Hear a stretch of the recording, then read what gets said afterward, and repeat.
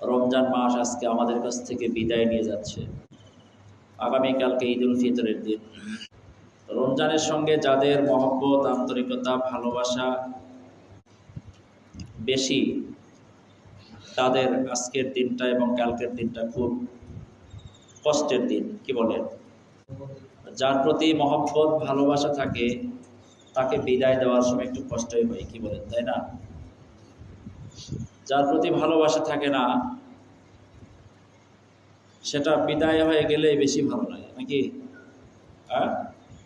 যার প্রতি ভালোবাসা নেই, সে বিদায় হয়ে গেলেই ভালো লাগে।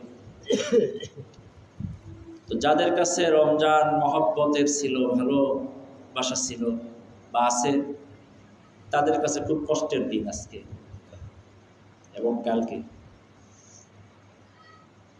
আর যাদের রমজানের প্রতি ভালোবাসা নেই, মহব্বত নেই, তারা তো দুই হাত দিয়ে ঠেলতেছে, তাড়াতাড়ি চলে যায়। কি বলে? অনেক সমস্যা, দিনের বেলায় খাওয়া হচ্ছে না, খুব সংযমের সাথে চলার লাগে, অন্যদের সঙ্গে মিলতেছে না। কি বলেন, তাই না?